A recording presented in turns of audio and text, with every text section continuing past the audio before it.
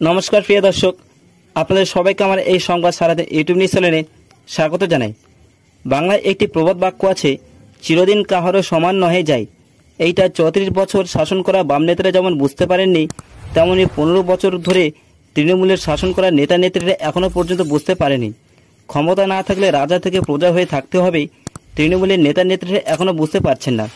আপনারা যে ভিডিওতে রাস্তায় মারামারি করা দুজন মহিলা দেখছেন চুলের মুঠি ধরে, এটা কিন্তু সাধারণ মানুষের মারামারি নয়। এই চুলের মুঠি ধরে মারামারি করা ভিডিওটি তৃণমূল দলের অত্যন্ত একটি বিস্তান্ত ঘটনা। আমজনতার হাতে তৃণমূল নেতৃত্বে চুলের মুঠি চলে এসেছে। 34 বছর শাসন করা বাম নেতারা এই রাজ্যের মানুষদের প্রজা ভাবত, আর তারা নিজেদেরকে রাজা ভাবতেন। কিন্তু ক্ষমতা চলে যাওয়ার পর তারা নিজেরাই এখন প্রজা হয়ে গেছেন। বাম নেতাদের দেখে টিএমসির নেতা নেত্রীদের শিক্ষা নেওয়া দরকার।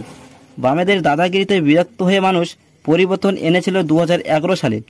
এইবার তৃণমূলের দাদাগিরি ও দিদিগিরি একদম যে লোবাট হতে চলেছে এই রাজ্য থেকে, শাসক দলের নেতা নেত্রীরা যত তাড়াতাড়ি বুঝে নেয় ততই তাদের জন্য মঙ্গল। আপনারা পাশে যে রোগা মহিলাটি দেখছিলেন, এই মহিলাটি স্কুটারে চলে যাচ্ছিলেন। তার সামনাসামনি তৃণমূলের কাউন্সিলর সাদা সালোয়ার পরে রাস্তায় স্কুটারে বসে দাঁড়িয়েছিলেন। সাইড চাইলে সে সাইড দেয় না, উল্টে আবার সে রোগা মহিলাটিকে তীরে গিয়ে চর মারতে চায় তৃণমূল কাউন্সিলের পাত্রী শ্রাবন্তী রায়। মানুষ কিন্তু ছেড়ে দেওয়ার পাত্র নয়। সাধারণ মানুষ বুঝে গিয়েছে টিএমসি নেতাদের দৌড় কতখানি। তারা চাকরি চোর, বালি চোর, কয়লা চোর, দুর্নীতিবাদ, অনুপ্রবেশকারীদের আধার কার্ড, ভোটার কার্ড বানিয়ে ভুয়ো ভোটার লিস্টে নাম দিয়ে ভোট বাক্স লুট করে রাজ্যে শাসন চালাবেন আর কতদিন? এটা কিন্তু আর চলবে না। সমস্ত মানুষজন পরিবর্তন চাইছে, তাই তাদেরকে আর পাত্তা দিতে হবে এই সমস্ত কোনো কিন্তু ব্যাপার নেই। তাই আপনারা এই পানিহাটি কাউন্সিলের নেত্রী শ্রাবন্তী রায় যিনি ভেবেছিলেন যে 2 চর থাপ্পড় দিয়ে সোজা করে দেবেন আমজনতাকে, সেটা কিন্তু আর হলো না। উল্টিয়ে ওনারই চুলের মুঠি ধরে পেটাতে লাগলো এই তরুণ মেয়েটি। একজন পৌরসভার মাথা হিসেবে রাস্তায় মারধর করা এটি একটি ভাবমূর্তি কখনোই হতে পারে না।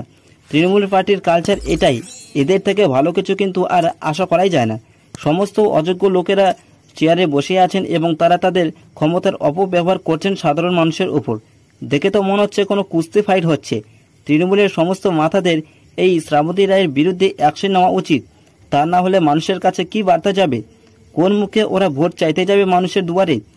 উনি একজন জনপ্রতিনিধি হয়ে সাধারণ জনগণের উপর অত্যাচার করছে, এর চেয়ে বেশি লজ্জার আর কি হতে পারে? প্রিয় দর্শক, আপনাদের কি মনে হয় কমেন্ট করে অবশ্যই জানাবেন আমার এই নিউজ চ্যানেলে।